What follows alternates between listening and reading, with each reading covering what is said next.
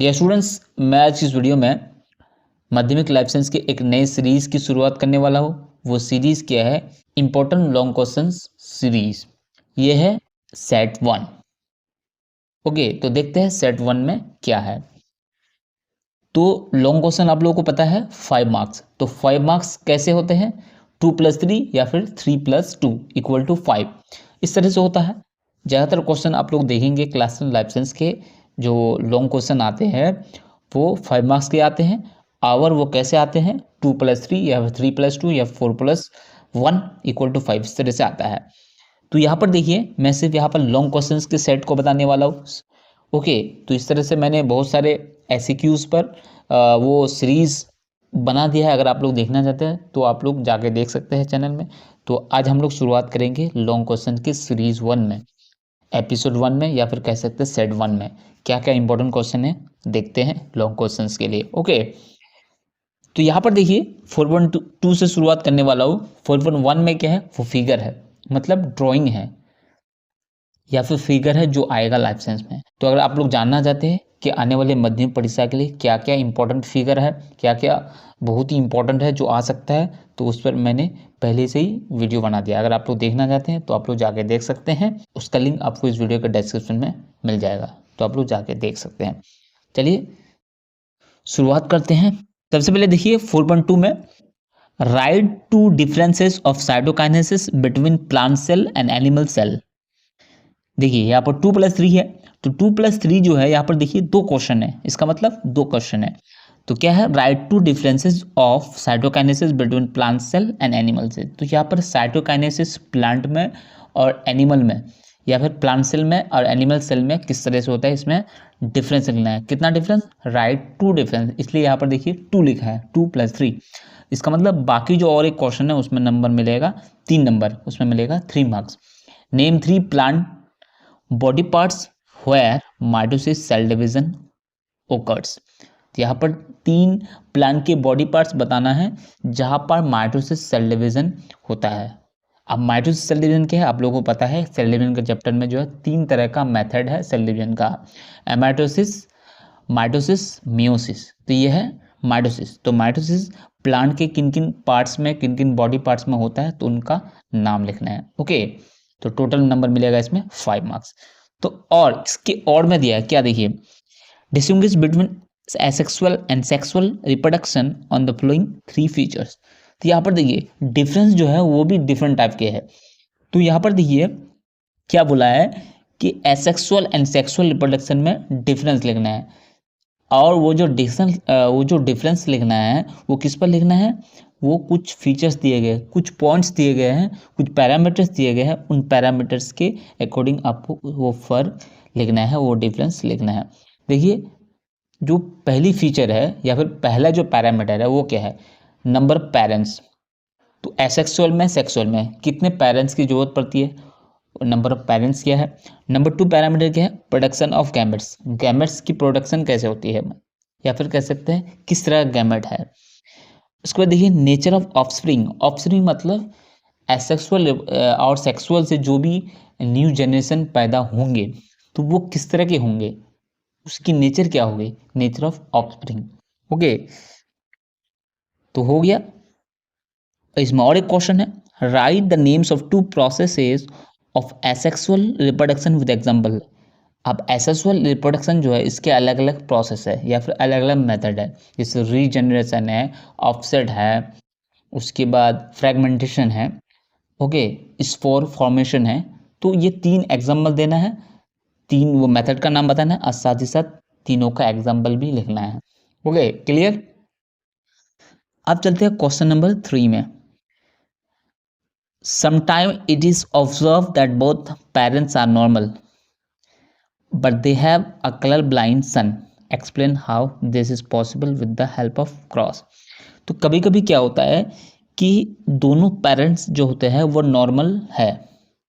किस डिजीज के लिए? कलर ब्लाइंड डिजीज के लिए। एक जेनेटिक डिजीज है, लेकिन उनकी जो चाइल्ड है वो, उनका जो सन है वो क्या है? कलर ब्लाइंड है।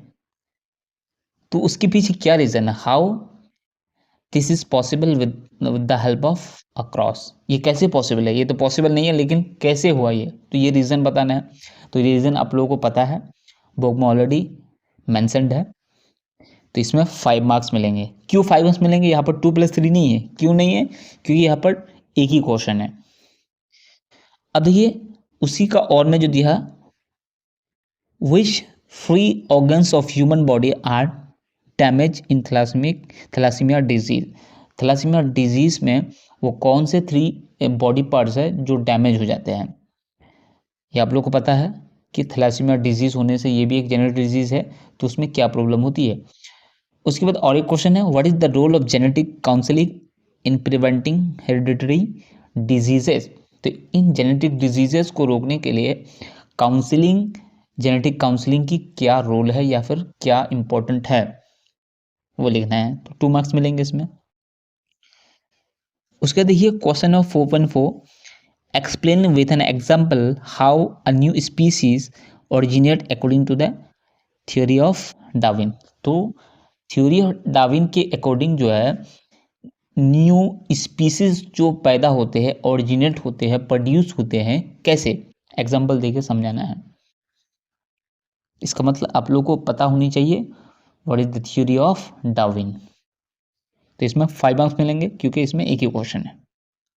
अब देखिए 4.4 के जो है और में जो क्वेश्चन है, what are hot dilute soup and question 8, ये भी एवोल्यूशन चैप्टर से है। Discuss 3 adaptation of sundari tree for salt tolerance. तो यहाँ पर आप लोगों को पता है कि एडेप्टेशन ऑफ सुंदरी इन सुंदरबन एक हेलोफाइट पौधा है। तो इसमें किस तरह की एडेप्टेशन होती है, किसके लिए? फॉर सॉल्ट टॉलरेंस के लिए। सॉल्ट टॉलरेंस मतलब ये पौधे ऐसी जगह पर ग्रो होते हैं जहाँ पर सॉल्ट की क्वांटिटी बहुत ज़्यादा होती है, क्योंकि वो जो सॉइल है वो सलाइन सॉइल है। तो वहाँ पर उसको बर्दाश्त कैसे करते हैं, उस तरह की फीचर या फिर उस तरह की एडेप्टेशन आप लोगों को लिखना है। कितना पॉइंट? 3 पॉइंट लिखना है। तो इसमें 2+3 मिलेंगे। उसके बाद देखिए 4.5, right one of the sources for green house gases and SPM that cause air pollution. Right one of the sources for green house gases और SPM मतलब सस्पेंडेड पार्टिकुलर मैटर। तो इनके सोर्सेज क्या है, वो क्या सोर्स है जो greenhouse gas plus SPM वहाँ पर प्रोड्यूस होते हैं, जो एयर पोल्यूशन के कॉज है। ओके, वो लिखना है सोर्स क्या है। Give examples of biodiversity found in the hotspot of Western Ghat. तो वेस्टर्न घाट जो एक बायोडाइवर्सिटी हॉटस्पॉट है, इनमें किस तरह की बायोडाइवर्सिटी पाई जाती है वो लिखना है। श्रीलंका एंड ईस्टर्न हिमालय, और साथ ही साथ वेस्टर्न घाट, श्रीलंका और ईस्टर्न हिमालय, इनमें भी क्या क्या है एग्जाम्पल है वो लिखना है।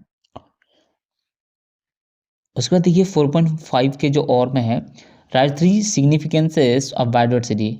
बायोडाइवर्सिटी के 3 सिग्निफिकेंस और या फिर इम्पोर्टेंस लिखनी है।